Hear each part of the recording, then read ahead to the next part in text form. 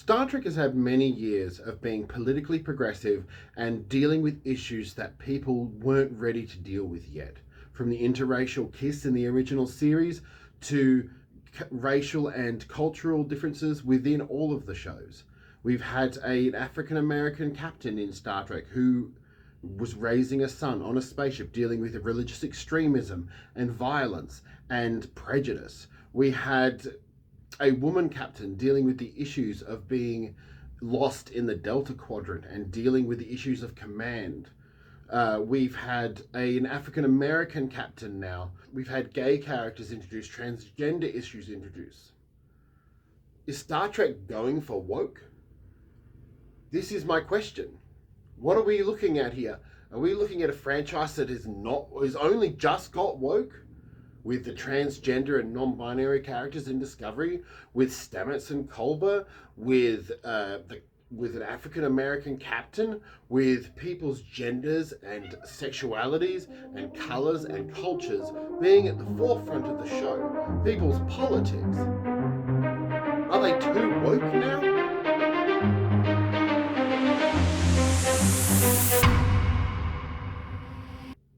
Interviews with Gene Roddenberry, he talks about dealing with racial issues and societal issues, prejudices and misunderstandings in culture.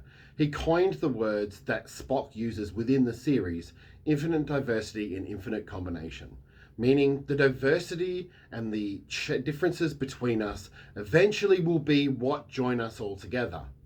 But when do those differences become too much? When do they become the thing that drives us apart? We have a heap of negativity lodged towards Discovery and Star Trek Picard. They're too woke. They have too many different types of characters and too many representations. Discovery in particular gets leveled with this. Having an African American captain, having a gay couple on the ship, having a transgender person, having a non-binary person. Having these characters there to represent a more diverse culture. Discovery's crew, in fact, is the most diverse. We have African American crew members, we have Asian crew members, we have white crew members, we have alien crew members. It's a show of diversity. It's a show that's built on the edict of infinite diversity in infinite combination. So why is it such an issue for Star Trek fans to come and understand this woke? Star Trek Picard perhaps is the least woke of all of the shows, but why has that woke title been put on Star Trek Picard? Because the messages in season 2 talking about homelessness, talking about disadvantages between the rich and the poor within America, were blatantly said at the front of an episode. They were in season 2. They were speaking about these issues, close and personal. Jerry Ryan is an advocate for the Democrats on her Twitter account and her Instagram feeds. Patrick Stewart is very much a liberal guy. Most of the production crew is. It's Hollywood, that's what they are. They're artists. In Star Trek Discovery's 4th season, at the end, we get the President of Earth, who turns out to be Stacey Abrams, who was a running senator for the Democrats in America. People hated it. Why was she there? Don't bring politics into my Star Trek. I'm from Australia. I had no idea who she was. I'd seen her before, but I had no real idea who this woman was representing other than, oh, she's been in something before. Why is Star Trek trying to push these agendas? Why is this difficult? What we have to do is take a look back at the 60s. Back when race was a problem. When blacks and whites didn't mix. When tensions in the South were at their highest. When Martin Luther King was fighting for the freedoms for the African American people. Because the original Star Trek dealt with racial differences and dealt with cultural differences. They put an Asian person on navigation. They put an African American woman on communications. They had an alien as a science officer. They had a Scottish man as the engineer. They had all of these in place on and it was very rare back then to have a show with different races in the same show, unless it was particular to the plot. Nichelle Nichols, after thinking that everyone hated her, was going to leave Star Trek, and she stayed because Martin Luther King Jr. told her that she is representing black people on television. She is there.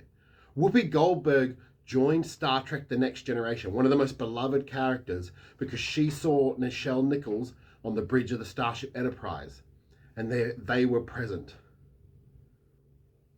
Commander Sisko, and later Captain Sisko, comes on board with his son. He represented a father, a warrior, a captain, and a religious leader. All begrudgingly in the beginning, but grows to represent it.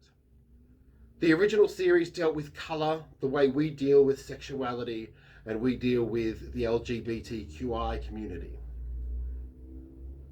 The new Star Treks deal with them in the same way, with one key difference. In the original series, they used metaphor most of the time. They certainly said it blatantly. Captain Kirk on a few occasions has said blatantly, "We did this, I don't allow racism on the bridge." He very definitely was against those things. So why is it different now? Star Trek was woke in the past, but had to go metaphorical in order to get the message across, to get the audience to think, to get the audience to go, oh, you can apply this to this situation. Star Trek The Next Generation did this as well. I'm sure some of the messages didn't get across as strong, but they did this. Deep Space Nine, Voyager, Enterprise, all had a message. Religious extremism, war, torture, dealing with trauma. These were all there, representing themselves in a metaphor of a science fiction show. And then we get to Star Trek Discovery, which really doesn't bring up anything to do with an African-American captain at all, or a first officer. Captain Georgiou at the beginning was an Asian captain. We have characters who are gay, and it's not brought up they're gay. It's not even mentioned. They are husbands, they are married, that is just the way they are. We have a trans character and a non-binary character. The only mention is that they want to be called they. And that's fine, because how else would you find out whether someone was non-binary and preferred to be called they? Now, we could go on about pronouns, but I use he, you use he or she, we all use the pronouns. This is just a change of pronouns for what you expect. So how is this different? Star Trek Picard brings up the issues of today, which is societal problems within the United States. A lot of extremism and a lot of religious fanatics controlling what the majority of the population has to do. We've seen this in things like Roe versus Wade. We've seen this in them trying to fight against progressive policy. Star Trek has always been ahead of its time. Nichelle Nichols on the bridge was ahead of its time, and it showed. It wasn't even about what the story was about. It wasn't about whether she was involved in the story. Having her on the bridge was a big fuck you to all of the racists watching the show in the South. The censors were so afraid of that kiss, which is barely anything by today's standards. It just looks like their faces are smushed together. But back then, that was the riskiest thing they could have done. So why is what the original series done, TNG, DS9, Voyager and Enterprise, all of their episodes dealing with non-binary characters, dealing with a lesbian relationship? Why are these not considered woke? Hiding them in metaphor? Because Picard states the issues of the day. If you were looking back as a historian on the 21st century, you would look at war, you would look at wealth disparity, you would look at racial conflict, you would look at the prejudice and hatefulness and the contradictions of this era in history. So why is that not an issue? Star Trek Strange New Worlds made the January 6th riots, of which were an attempted insurrection on the American Capitol. And we've seen the evidence for this through the Senate hearings over the last couple of months, are completely wound up to get Donald Trump in power and to give him money. People don't believe it. They want to believe what they want to believe, but that's what they want. Star Trek Picard brings these up. Star Trek Strange New Worlds talks about those riots leading to a new civil war. Can you tell me that you don't look around America now and think maybe they're going a little to shit?